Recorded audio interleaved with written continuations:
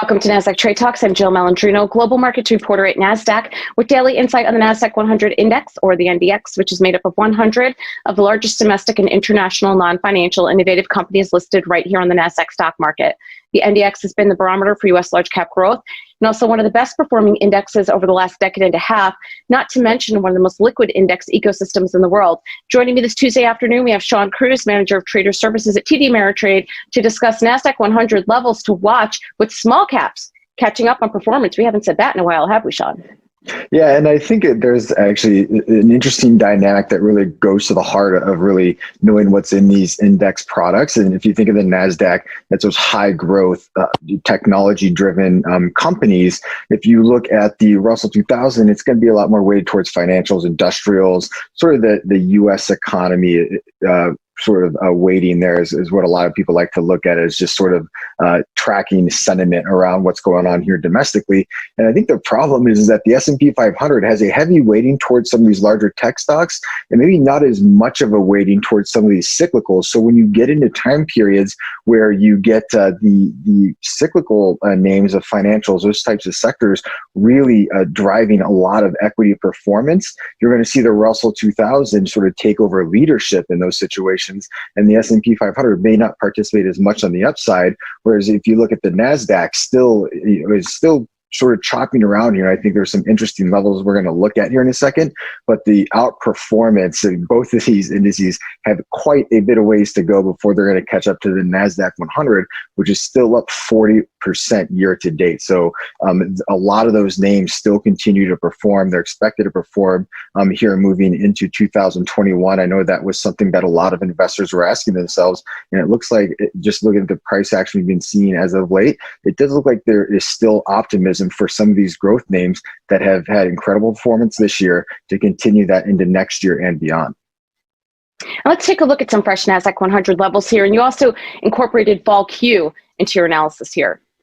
It was. So I was looking at some of these levels, and I went back to the start of September. That was where it looked like we sort of entered into a different sort of regime where the price for the Nasdaq-100 had pretty much just had a steady, pronounced climb higher throughout the year. And starting September 1st, we started to get a little bit more choppiness on those levels, but we're still moving a little bit higher here. So I was asking myself, if we're looking just since what we've been doing since September 1st, what are some interesting price levels to look at? And I'm seeing one around 12,425, and then also one around 12,220. Now, right now, if you're saying what is the likelihood that maybe we do pull back a little bit and start to retest those levels, I would look at something like vol Q, which is an implied volatility, so we're forward-looking sentiment type of an indicator for the Nasdaq-100 based off option prices, and you're not really getting the sense that there is major concern about a pullback, much less a sharp pullback here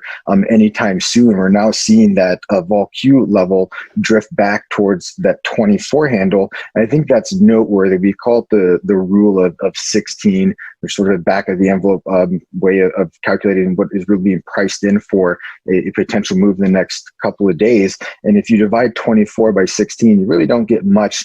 You get about a 1.5% sort of range to trade in. So it's really not pricing in a massive pronounced pullback here anytime soon. So I think it's actually encouraging to see us maybe chop around here at these levels. That can help us build a base that we can then use to sort of establish maybe another leg higher if we can get some of these large growth tech communication services focused companies to continue to move higher as people look forward to what is coming for them in 2021. Right. And in fact, a couple of those names that were showing leadership even in 2019 and to lead us out of the pandemic are down, since November. Apple, Amazon, and some of the others, not significantly, but enough that it can make a dent. It can. And so what was interesting, though, and that's why I think everyone took a little bit of a breather to just reassess everything. And I think that's something very healthy for markets to do.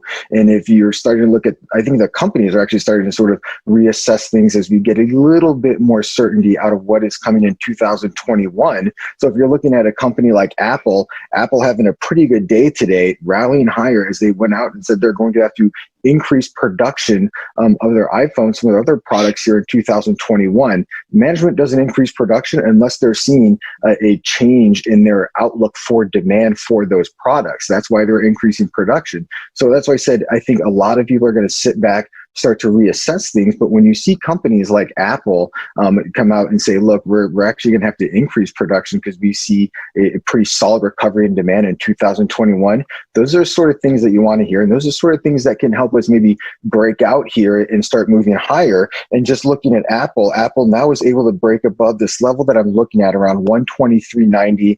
Some people are saying 125, but right around in the level they broke out of today. We actually want to see that serve as support now on the downside, as it was resistance here quite a few times over the past month or so.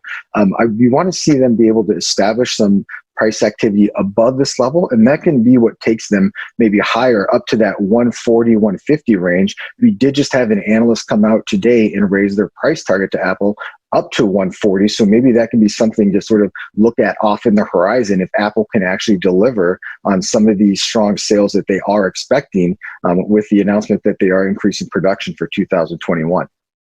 All right, Shawn, thanks for joining us on Trade Talks, and thanks for joining me. I'm Jill Malandrino, Global Markets Reporter at Nasdaq.